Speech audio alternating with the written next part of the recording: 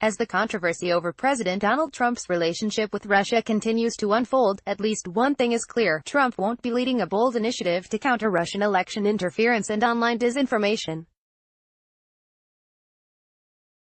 Trump's effectively ignoring this threat makes it even more important that platforms like Facebook, Twitter and Google do what they can to address the spread of Russian disinformation.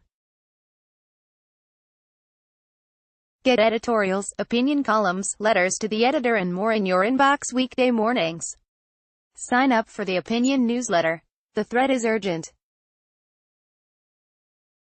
Senior intelligence officials, including Dan Coats, director of national intelligence and a Trump appointee, have warned that Moscow is actively planning to disrupt the 2018 midterm elections. The warning lights are blinking red again, Coats said recently. The danger goes beyond elections. Both in 2016 and since, the Putin regime and its proxies have aggressively used social media to spread disinformation. Russian-linked accounts are now active on a continual basis in the United States and Europe, attempting to intensify conflict over subjects ranging from American school shootings to the cohesiveness of the European Union. A new report by the New York University Stern Center for Business and Human Rights describes the sweep and magnitude of Russian disinformation, which began years ago in Estonia, Georgia and Ukraine and radiated west to Germany, Italy, Spain, France and Britain. In the United States, for example, Russian-linked Twitter accounts have mobilized in response to the mass school shooting in February in Parkland, Florida, spewing venom on both sides of the gun control debate. The Twitter activity was tracked by the Alliance for Securing Democracy, a Washington-based group that analyzes Russian influence campaigns online. In April, after the Russian-backed regime of Syrian President Bashar al-Assad used chemical weapons in attacks that killed dozens of Syrian civilians, Russian-linked Twitter accounts strenuously attempted to seed doubts about Assad's culpability. They portrayed the deadly onslaught as a false flag operation engineered by the United States. The major tech platforms have taken a number of constructive steps in response to Russian disinformation.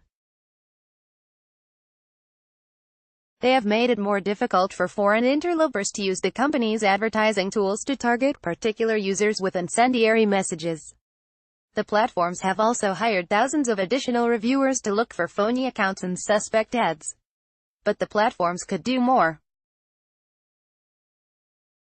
Google could rank stories from the Kremlin-funded news outlets RT, formerly Russia Today, and Sputnik. This would mean that reports from the Russian organizations, which U.S. intelligence agencies have described as integral parts of Russia's state-run propaganda machine, would be demoted in search results. Facebook could do the same when it prioritizes material for its news feed. On another front, the companies need to step up research on next-generation artificial intelligence capable of penetrating ever-advancing forms of disinformation. One danger on the horizon is known as deepfake, which refers to digital forgery of images or sound so convincing that an unaided observer can't detect the fraud. Beyond hiring armies of new reviewers, the tech companies should form specialized internal teams whose primary function would be to address disinformation, chiefly what's generated by the Russians, but also any other bad actors who follow Moscow's example. Finally, the companies must do more to cooperate and share information about Russian digital threats, as they already do to counter extremist violence and child pornography. Private industry can't necessarily solve the Russia problem. But with President Trump unwilling to lead, it's all the more important that the tech companies do more to stem the flow of disinformation.